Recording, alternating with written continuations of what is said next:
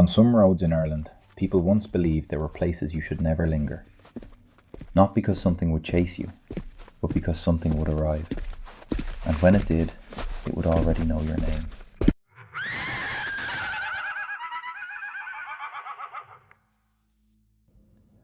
Today, the Dullahan is often remembered as a monster, a headless horseman, a figure of fear and violence.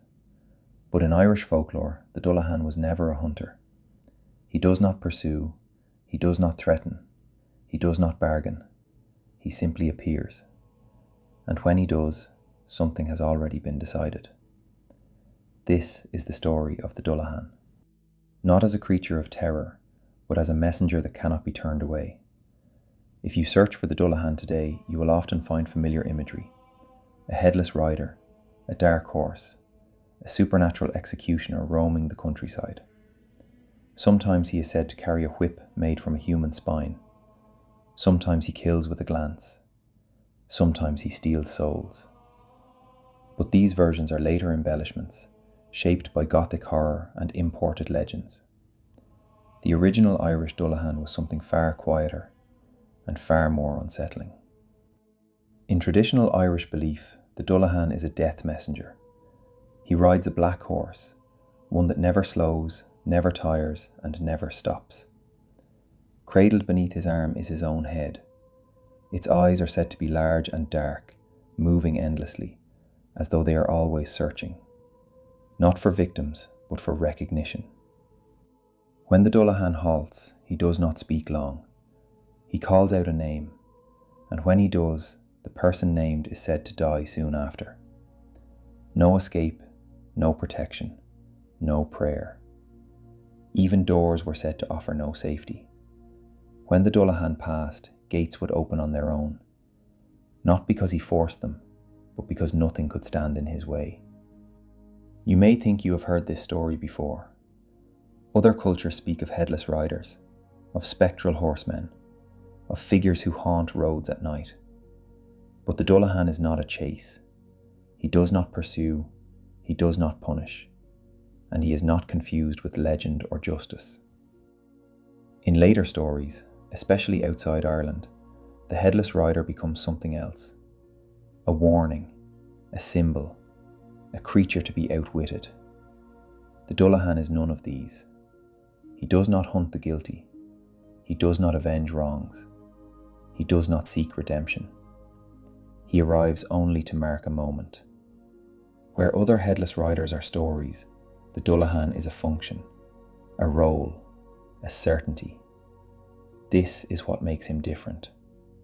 He is not frightening because he might kill you. He is frightening because he has already passed judgment, and he does not need to explain himself. Here is the detail most modern retellings miss. The Dullahan does not cause death. He does not bring it. He does not choose it. He announces it. In this way, the Dullahan is closer to a bell tolling, not the hand that strikes. He is not punishment. He is inevitability given form. And that distinction mattered deeply in Irish culture. For much of Ireland's history, death was not distant. It came through famine, through illness, through harsh winters and failed harvests. Death was not shocking. It was woven into daily life. And so the Dullahan reflects a worldview shaped by acceptance, not denial. He does not rage. He does not mourn. He does not linger. He rides the road as it has always been ridden. In some stories, even the Fae themselves fear him, not because he is cruel, but because he cannot be delayed.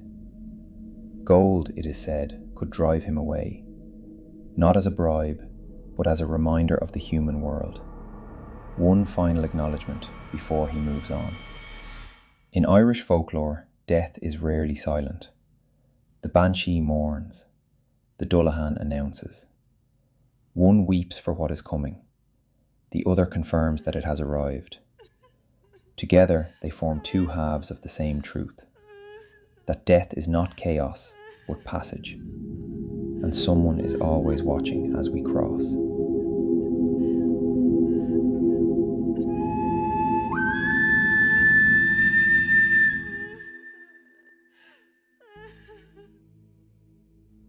Today, the Dullahan no longer rides Irish roads, but the idea remains.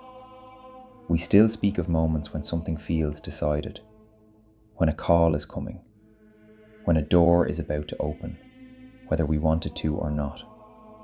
The Dullahan reminds us that some truths do not arrive loudly. They arrive on the road, at night, already complete. The Dullahan is not a villain. He does not chase. He does not threaten. He does not linger in the shadows. He rides forward, carrying a truth that cannot be unspoken. And when he speaks your name, it is not cruelty.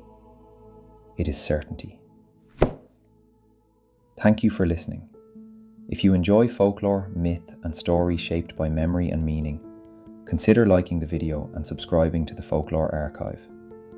More stories await, drawn from legend, history, and the quiet spaces between.